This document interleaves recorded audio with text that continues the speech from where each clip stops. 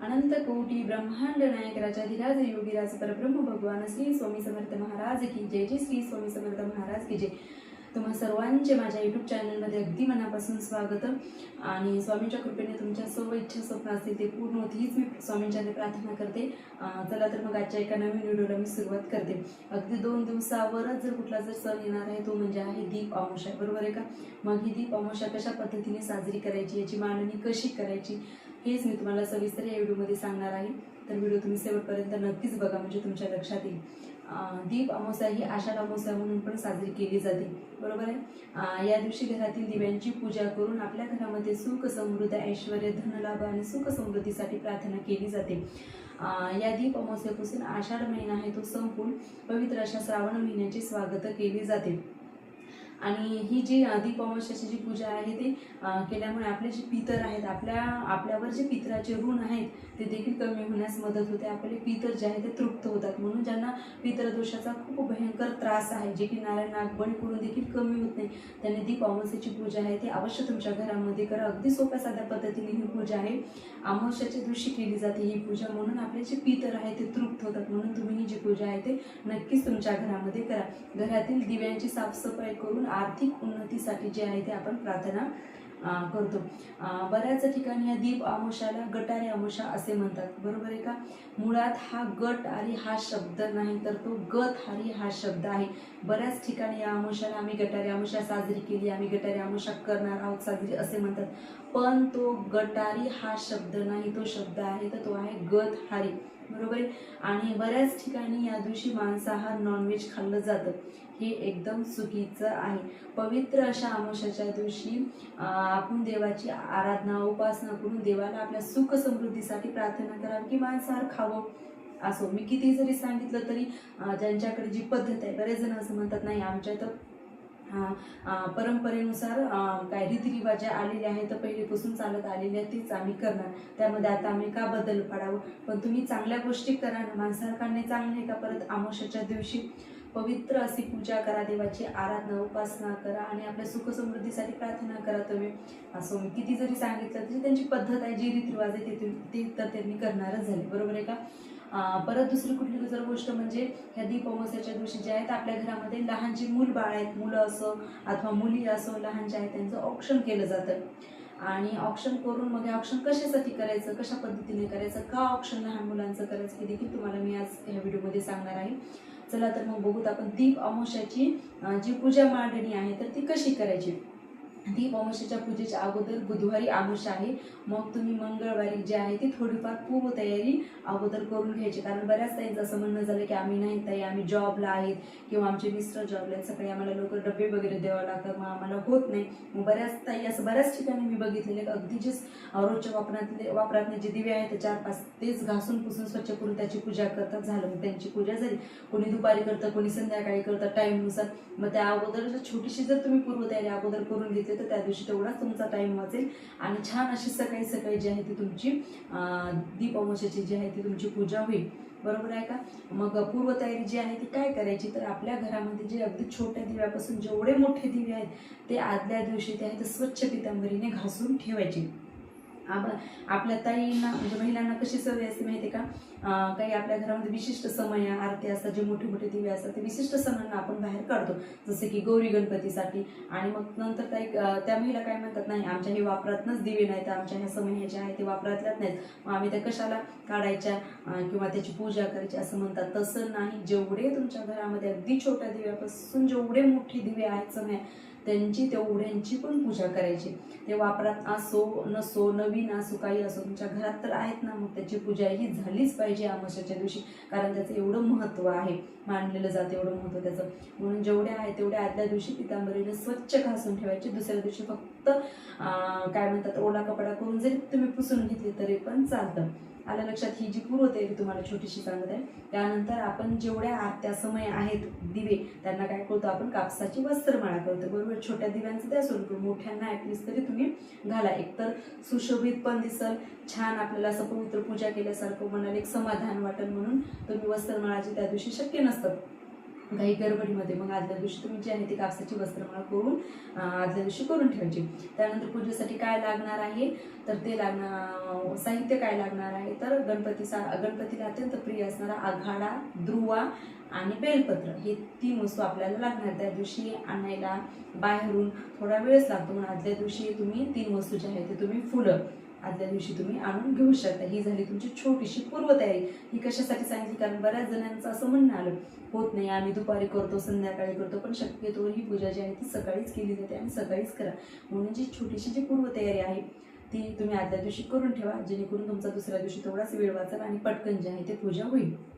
मग आता पूजेची मांडणी कशी करायची, अगोदर सर्वप्रथम तुमच्या देवघराची देवाची जी आहे ती पूजा करून घ्यायची. त्यानंतर तुम्ही जिथे पूजा मांडलेल्या देवघरासमोरच मांडतात सगळ्याजणी.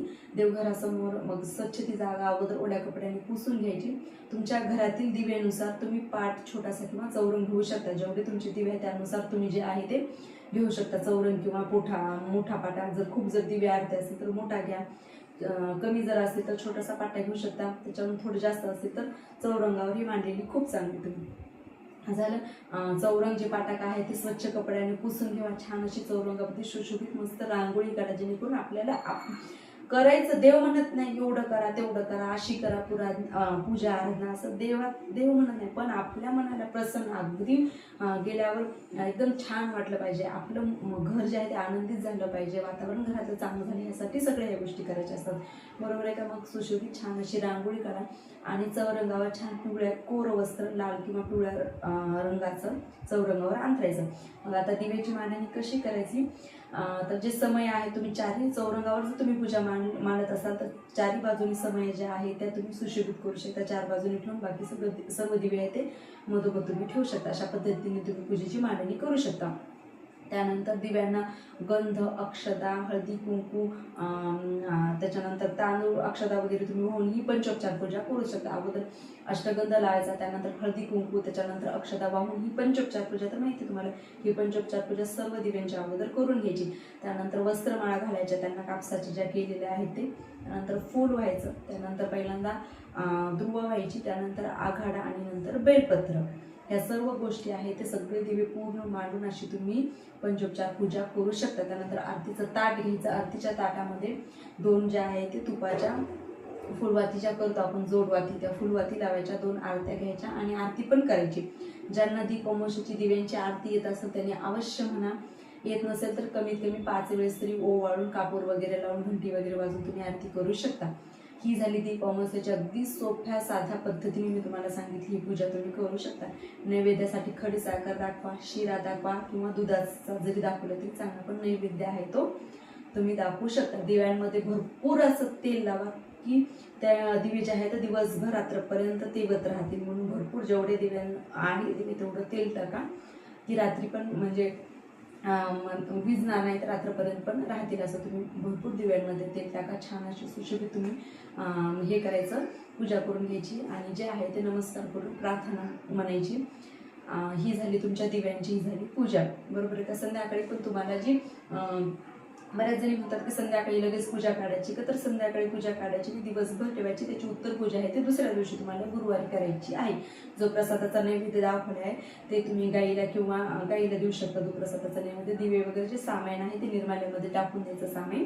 अशी ही दुसऱ्या दिवशी तुम्ही उत्तर पूजा करू शकता. लगेच संध्याकाळी बऱ्याच ठिकाणी करतात असं आहे की लगेच संध्याकाळी ती त्याची उत्तर पूजा करून घेतात. कुठलीही पूजा केल्याच्या नंतर लागलीच संध्याकाळी त्याची उत्तर पूजा करायची नाही, दुसऱ्या दिवशी करायची असते आपल्याला पूजा. बरोबर आहे. ही झाल्या दिव्यांची दीप अमावस्या. अशा पद्धतीने तुम्ही साध्या सोप्या पद्धतीने तुम्ही साजरी करू शकता. मी मंत्र दीप अमावस्येचं म्हणजे पूजा करते वेळेस जो मंत्र आहे ते तुम्हाला मी स्क्रीनवर देते, तुम्ही ते मंत्र म्हणू शकता. आरती करू शकता. ज्यांना येते ती आरती तुम्ही करा. घंटी वगैरे वाजून प्रसाद सर्वांना दाखवा. ही झालं साध्या अगदी सोप्या पद्धतीने दीप अमावस्येची पूजा.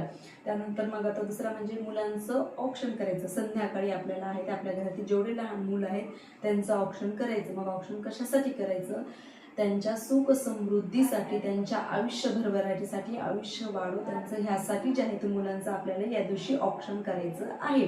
मग बऱ्याच ताई म्हणतात ताई आम्ही कणकेच्या दिव्याने करू शकता. तुम्ही कणकेच्या दिव्याने करू शकता. ज्या घरामध्ये तुमच्या आरत्या आहेत छोट्या त्या 2 आरत्यांनीही करू शकतात. 5 तुम्ही कणकेचे दिवे घ्या, 7 घ्या, कोणी 9 घेतं, कोणी 11 घेतं, जसं तुमची इच्छा आहे त्या पद्धतीने तुम्ही कणकेचे दिवे घेऊ शकता. आणि लहान मुलांचं त्याच जी मांडलेली पूजा आहे त्याच्यासमोरच बाजूला बसून आसनावर लहान मुलांना बसून ते कणकेचे दिवे जेवढे घेतले तुम्ही तेवढे प्रज्वलित करून त्यांना ओवाळायचं, त्यांना प्रसाद वगैरे खाऊ घालायचं, टिकला लावायचा, त्यांना टिळा म्हणतो ते आपण, ते लावून लहान मुलांचं नक्कीच तुम्ही ऑप्शन जे आहे ते तर अशा पद्धतीने तुम्ही लहान मुलांचं ऑप्शन करू शकता. त्यांच्या सुख समृद्धीसाठी, ऐश्वर्यासाठी, भरभराटीसाठी, त्यांना आयुष्य लाभावं ह्यासाठी लहान मुलांचं हे ऑप्शन करायचं असं तुम्ही कणकेच्या दिव्यानेही करू शकता किंवा ज्या घरामध्ये तुमच्या दिवे असेल त्याने तुम्ही लहान मुलांचे ऑप्शन करू शकता. अशा पद्धतीनेही तुम्ही दीप अमावस्या अगदी साध्या सोप्या पद्धतीने साजरी करू शकता. सगळ्यांनीच करा, कारण या पितर जे आहे ते आपली ह्या पूजेमुळे तृप्त होतात. ज्यांना पितृदोषाचा खूप त्रास आहे त्यातून आपल्याला मुक्तता भेटते. अंधारातून आपल्याला ही पूजा केल्याच्या नंतर प्रकाशाकडे चालण्याचा एक मार्ग आपल्याला वाट जे आहे ते दीप अमावस्यामुळे लागतं, बरोबर. ते जोमय आपण प्रकाशात जातो अंधारातून, बरोबर. त्या दिव्याच्या पूजनामुळे प्रज्वलित असे छान दिवे करा. समजलं कसं तुम्हाला दीप अमावस्याची पूजा कशी करायची अशा पद्धतीने तुम्ही इथे दीप अमावस्या तुम्ही साजरी तुमच्या घरी तुम्ही करू शकता. मंत्र जे आहे मी तुम्हाला स्क्रीनवर किंवा डिस्क्रिप्शनमध्ये लिहून देतो, तो मंत्र म्हणा. झालेली सेवा जी आहे ती मी स्वामी समर्थ महाराजांची चरणी रुजू करते आणि सेवेला इथंच विराम देते. श्री स्वामी समर्थ महाराज की जय. जय श्री स्वामी समर्थ महाराज की जय.